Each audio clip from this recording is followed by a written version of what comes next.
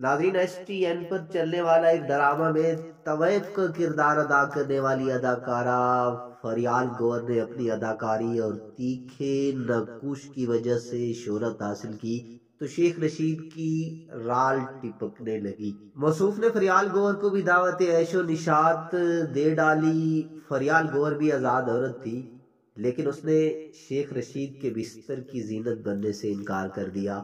उस इनकार के नतीजे में उसकी अपने खावद जमाल शेख से अलहदगी हो गई।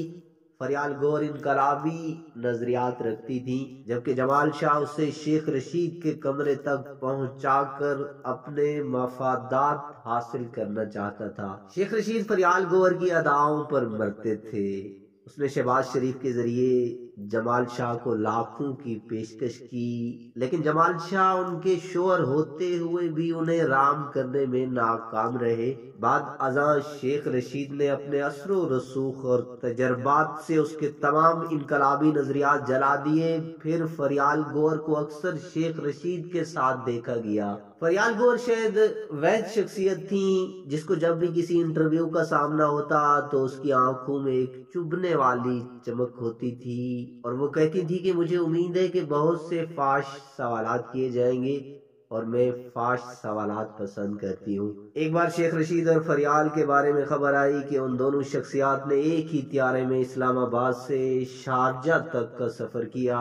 बाद अज़ां एक ही होटल में क़याम रखे हुए हैं, जबकि दोनों सारा दिन इकट्ठे घूमते फिरते और सैरे समंदर पर तफरीह करते हैं। उनकी इस तरह की मसरूफियात ने वहाँ कई किस्म की क्यास आराइयों को जन्म दिया था कि उसके बाद फरियाल गौहर ने शेख रशीद को शादी की पेशकश की, जिस पर संजीदगी से गौर भी करते रहे। जिन दिनों मियां मोहम्मद नवाज शरीफ के दिलशाद बेगम से इश्क के चर्चे ज़द-ए-आम थे, नवाज शरीफ के दस्त रास्त शेख रशीद अहमद ने दिलशाद बेगम पर भी डोरे डालने की कोशिश की।